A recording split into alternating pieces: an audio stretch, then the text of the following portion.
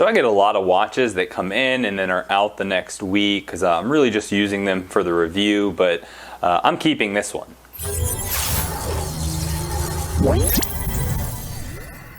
Hey guys, it's Alex with Hammond Watch. I'm here today with the AW1620-13X. And it's a field watch from Citizen. It's one of their Eco Drive watches, so it is solar powered. And I was just rummaging around online looking at watches when this popped up, and I kind of immediately fell in love, but wanted to get it in hand to kind of see for myself. I couldn't find any companies with stock in the US, so I did have to order it from Italy. The company I bought it from, Gioia Pura, and sorry if I butchered that, was fantastic. Price plus shipping came in under 150 USD, which is the retail cost. And I ordered it on a Thursday, and it arrived on my doorstep the next Tuesday. So a great retailer. I want to run through the specs real quick and then get in on some cool shots and show you guys kind of why I like the watch so much. You're looking at a 42 millimeter case. The watch is a nice thin 11.3 millimeters thick with a 49 millimeter lug to lug.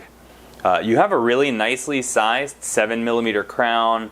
It is only push-pull, but you're still getting 100 meters of water resistance as you have a screw-down case back.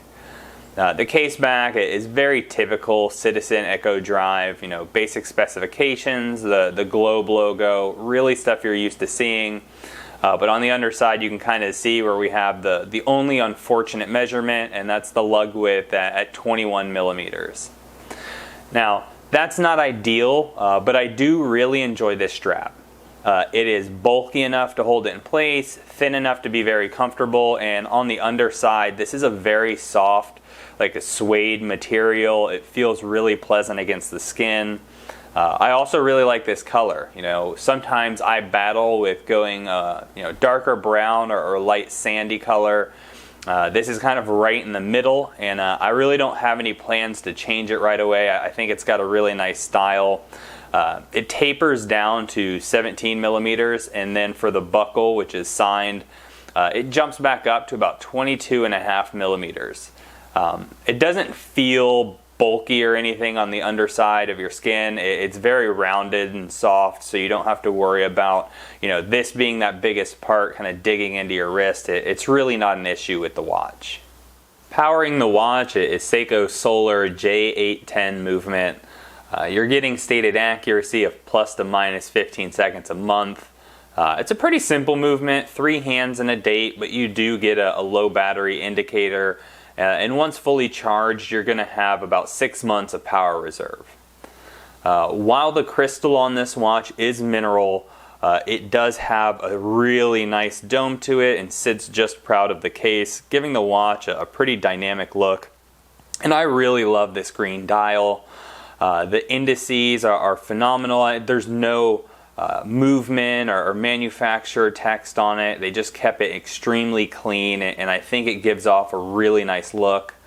Additionally, that beautiful green dial shows no indication of solar panels. You know, with Citizen, sometimes in certain lights you can see solar panels shining through. It's always a little bit of a bummer, and that's just not the case. All of the numerals are filled with seiko.